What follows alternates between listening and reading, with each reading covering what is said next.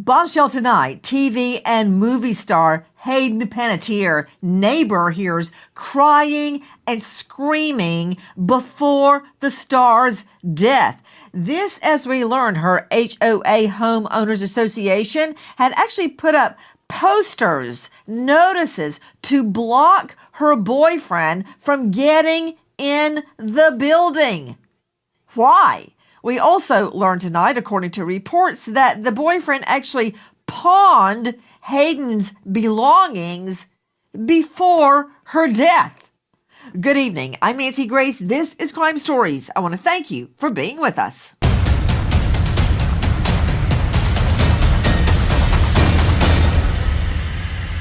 New information gathering tonight in the case of Hayden's death in Greenville, South Carolina, and some of it does not line up.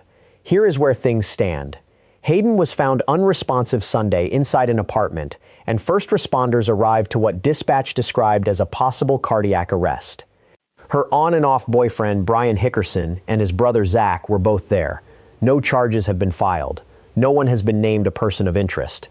That part is not in dispute. What is in dispute is what actually happened inside that apartment. According to Zach's own account, relayed through TMZ, he texted Brian and Hayden that Sunday morning, got no response, went to where they were staying, and found Brian just waking up, with Hayden still lying in bed. Brian, according to that account, then administered Narcan. But that is not the story that was told first. Earlier reporting placed Hayden in a chair. Now it is a bed. That is not a small detail to get wrong. And there are more threads pulling at this story. Before Hayden died, her building's HOA had reportedly put up notices trying to keep Brian out.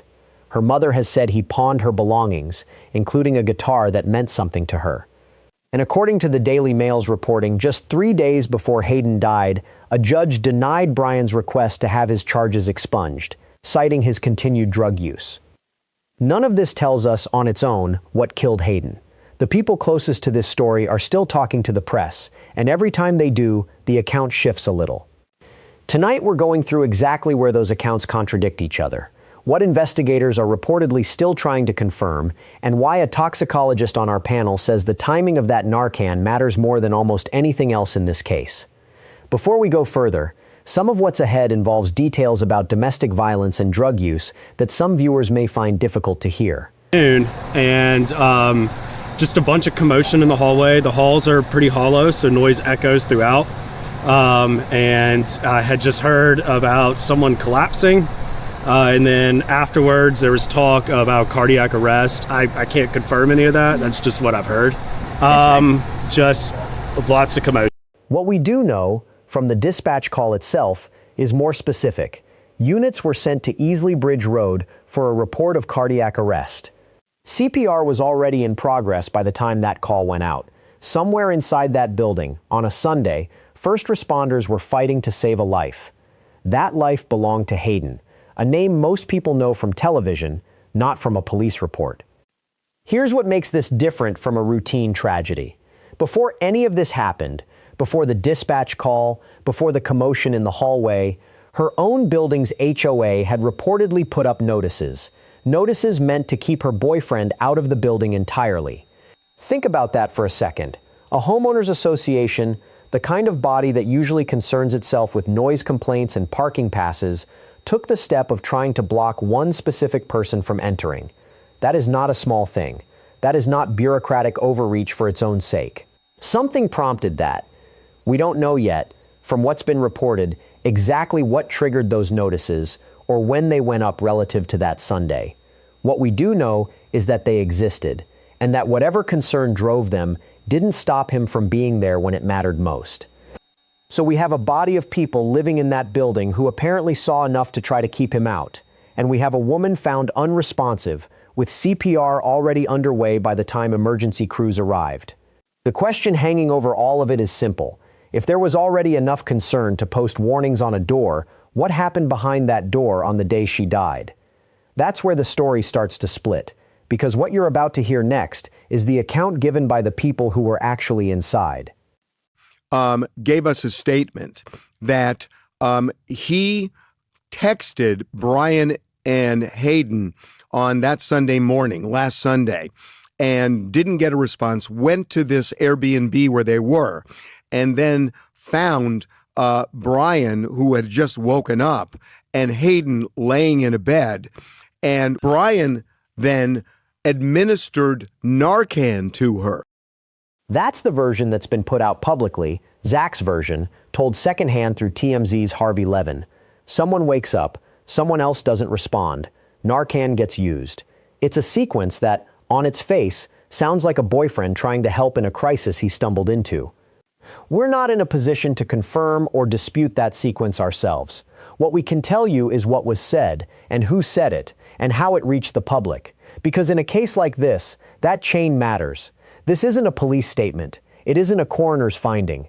It's a brother's account given to a media outlet about what he says he walked into. And once you start looking closely at that account, once you set it next to what else has been reported about that same morning, the details don't stay as simple as they first sound. Here's where the account we just heard runs into a problem. Zach's version, the one relayed through TMZ, has Hayden found in a bed. But that isn't the only version that's been reported. Earlier reporting on this case had her found in a chair. A chair, then a bed. Those aren't details that get mixed up easily. A chair and a bed are not similar shapes, not similar positions, not the kind of thing two people misremember the same way by accident. Rob Shooter, weighing in on this, put it plainly. Yeah, absolutely. It's these details, Nancy, that are ultimately going to point us in the right direction here. You're so right. Just one detail can change everything. I listened to that statement from Harvey twice too, because there's a lot of stuff in there and a lot of it doesn't add up. Initially, we were told that she was found in a chair. Now we're being told that she was in the bed. And so I want these people to keep talking to TMZ, to keep talking to the media, to keep talking to the press, because they are going to reveal everything without even knowing they're doing so. These are the kinds of inconsistencies that matter, because as long as people keep talking to the press, more of them are going to surface. And that's really the heart of it. We are relying right now on statements, not on a police report, not on a coroner's finding, but on what people close to Brian have chosen to say publicly. Derek Smith, a defense attorney, made a similar point from his own side of the profession. Yeah, Nancy, I tell my clients, unfortunately, sometimes after the fact, that self-snitching doesn't really help them. I understand that they want to get their story out there too. They don't want to be villainized. They don't want to look like anything is because of them. However, just like your previous guest just said, you get them talking, they're going to be inconsistent, especially if the truth is something they're trying to evade. So I generally tell my clients, you know what, let's come into the office, talk with me first before you talk to any media, any law enforcement, anything like that, because you could maybe inadvertently say things that could wind you up into the jail cell, Nancy, as you will. When a client tells one story, then tells another, that inconsistency doesn't go away just because no one's been charged yet. It sits there, it waits. So which is it? Was she in a chair or was she in a bed? Right now, based on what's been made public, we don't know. Both versions exist. Neither has been confirmed by investigators, and no one has explained why the story changed in the first place. That unresolved detail sits directly next to everything else that's now surfacing about what kind of relationship this actually was. Brian was right next to her, and I asked her if she was okay. And it looked to me that she, had suffered some type of trauma that, looked to be battering. And it was clear she was terrified. That's one account. Here's another. A different witness describes coming down in an elevator and hearing a screaming match break out in the garage below. And in the middle of it, one voice, over and over, "Please, Brian, please stop." That same witness says she called the sheriff's office more than once. Neither of these accounts is dated to that final Sunday specifically. What they describe is a pattern, repeated enough, apparently, that someone felt the need to call law enforcement more than a single time. And a pattern like that doesn't answer the question of what happened on the day Hayden died, but it does sit underneath it. Think about what we've already heard. A building's HOA trying to keep someone out. A neighbor hearing commotion before anyone knew what had happened. And now, separately, two more people describing the same person, a woman leaving on a gurney looking, in the witness's word, terrified, and a voice in a garage begging someone to stop. None of this has been tied by investigators to a specific date, or confirmed as connected to Hayden's death. We're not going to pretend otherwise, but when you start lining up how many different people, in how many different settings, describe the same fear, that's not nothing, and it's not the last time you'll hear it either, because some of what happened between Hayden and Brian didn't stay behind closed doors. Some of it was caught on camera. There's footage of this relationship that exists outside of anyone's statement to police, outside of anything a brother or a publicist chose to say afterward. Cameras were already rolling. The first clip comes from a brawl outside a hotel in Los Angeles. Multiple people are involved. Brian is in it, and at one point he's on the ground, someone on top of him. Hayden isn't standing off to the side watching. She's in the middle of it, trying to pull people off of him. At one point she's knocked over. It's chaotic enough that it's hard to follow who's doing what to whom, but she's not a bystander in this footage. She's caught in it. Then there's a second clip, a television interview filmed separately where Brian is asked about domestic violence. And in it, he says something that's worth hearing exactly as he said it. Thing about domestic violence is I don't think it is taught early enough in life. Never in my life did I ever get taught what domestic violence was, right? Maybe if I did at an early age, maybe I wouldn't have done what I did. I mean, I went into such a dark place, man. Drugs, alcohol, abuse. Good God Almighty. She's 5'2" on paper, 4'11" in real life. I mean, come on. Terrible thing I did to her, but yeah, you know, she's love of the life. So yeah, you never know what happens. That's not a confession to anything specific. He doesn't name an incident. He doesn't say what it refers to. And by every account we've covered, no charges have been filed, and no one has been named a person of interest in Hayden's death. What he says in that clip is about domestic violence broadly, not about the day she died. But listen to it again. About domestic violence is I don't think it is taught early enough in life.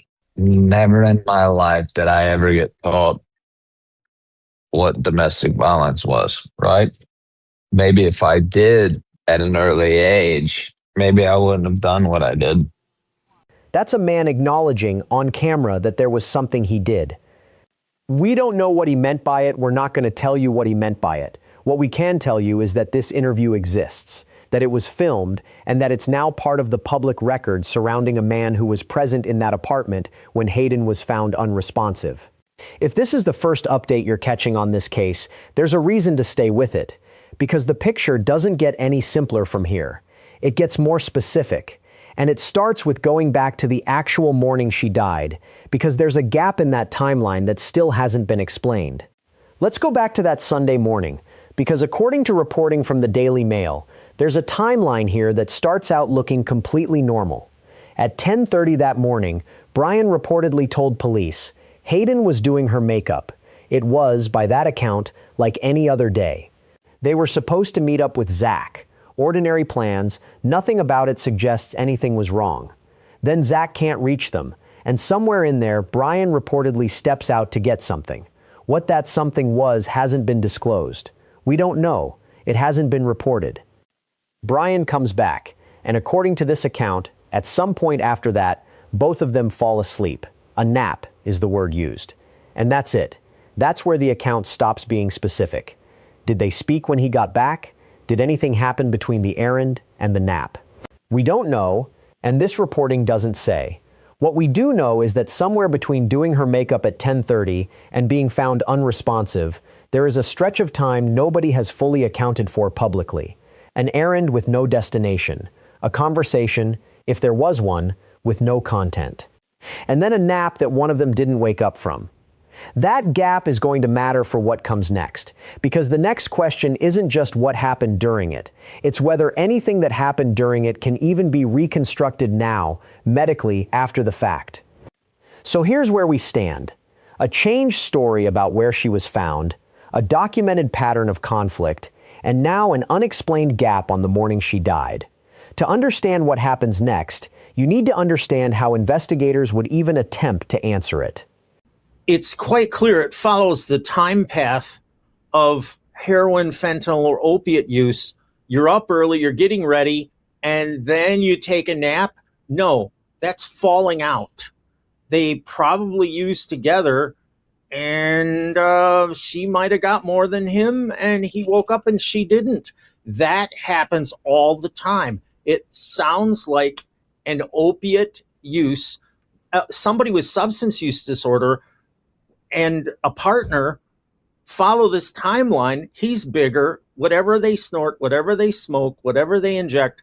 They said there was no trauma after the autopsy, but the timeline fits opiate use. And then why else do you have this? Why do you have this if that's not an opiate use? Narcan is only going to work when you're around opiates. If you're using opiates, this is what saves your life if something goes wrong. Well, why didn't it work? Well, there are reasons. Polypharmacy is the number one reason why it won't work, because the Valium, the Xanax, the cocaine, the methamphetamine, barbiturates, ketamine, alcohol, they prevent it because they're much stronger and it's not going to reverse them. The second most important reason why it won't work is it's given too late. Circulation stops, the heart stops, breathing stops. It's not going to go anywhere. You blow this up your nose, it's Wait, not going to. Are you saying the Narcan was administered after circulation and respiration had stopped? What do you mean by that? That what I mean is you need to have it go in your nose, get in your blood, and then go to your brain. If you don't get it in time, it's not going to work because it has to transfer to your brain. And there was no circulation. That's why it wouldn't work. There was no. Why are you saying that? Up the nose. Put him up. Why are you saying there's no circulation? Do you mean she was dead? Yes. Speak English, that's man. Exactly what I mean. She was dead, and this whole thing was a drama. That's what I think. Okay, wait a minute. What do you mean by she was dead and this whole thing was a drama? You use opiates and you fall out, you get sleep, you wake up, and somebody else is dead, but you're alive, and you have to do something, and the procedure, the timeline doesn't fit that she was savable. She was not savable. How is Narcan supposed to work?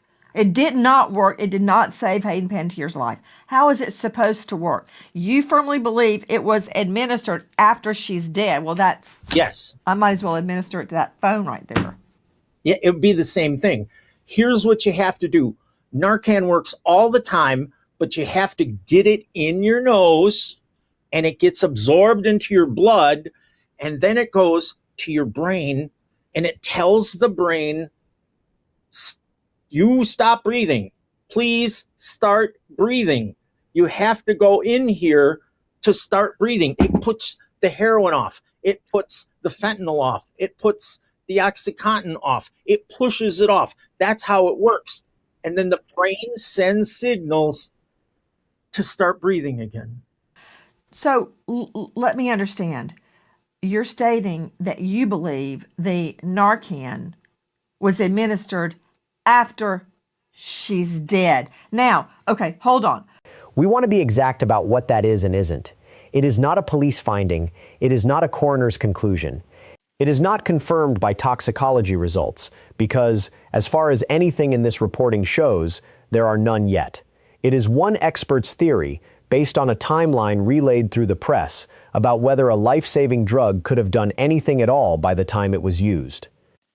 If he's right, the entire framing of he tried to save her collapses into something else entirely. If he's wrong, it's a devastating misreading of a moment that genuinely was still survivable. Right now, nothing in what's been reported tells us which one it is.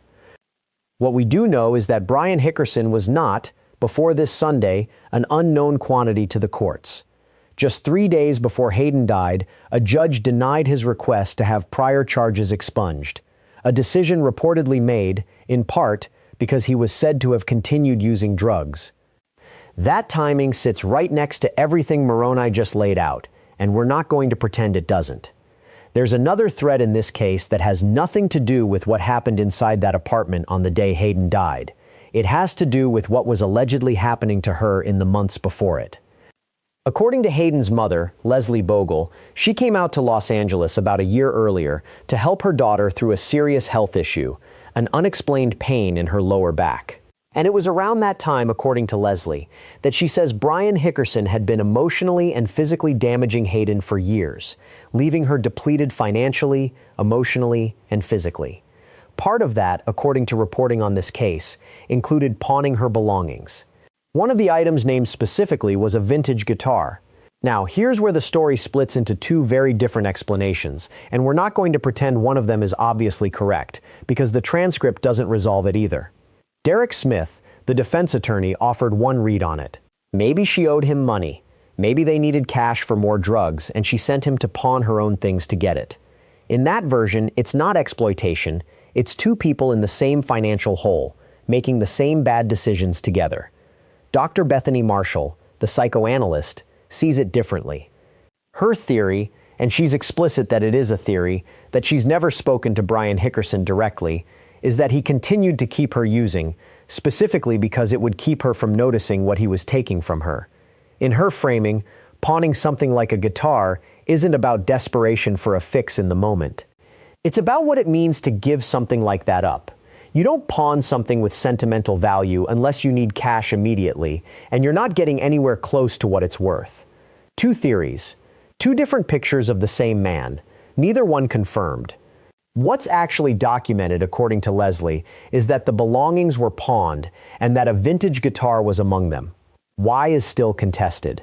Now here's where the investigation itself stands, based on what's been reported.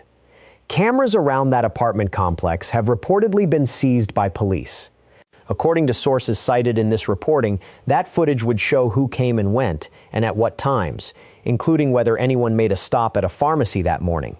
That footage hasn't been made public. We don't know what it shows. Separately, there's the matter of federal involvement. Dr. Moroni suggested that bringing in the DEA, the Drug Enforcement Agency, would only happen if local investigators were looking at something beyond a routine death, specifically pointing toward the possibility of a homicide charge if it's established that someone supplied the substance that killed her. That is his interpretation of why the DEA might be involved. It has not been confirmed as the reason in this reporting. And we want to end this update exactly where the facts currently sit. No charges have been filed. No one, not Brian Hickerson, not anyone else, has been named a person of interest.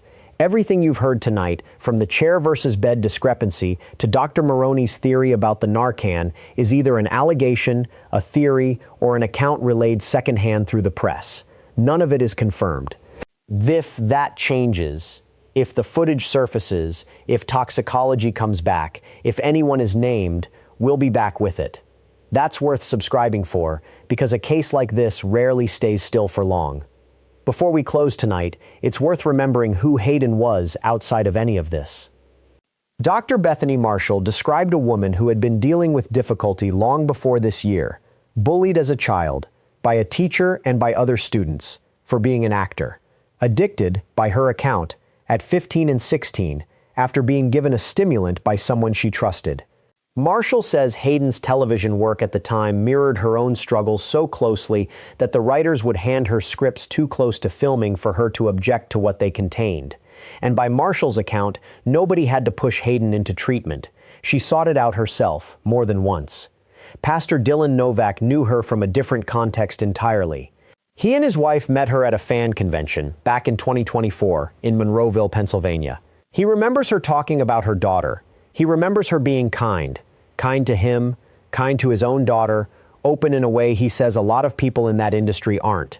And he remembers something else, a sadness underneath all of it.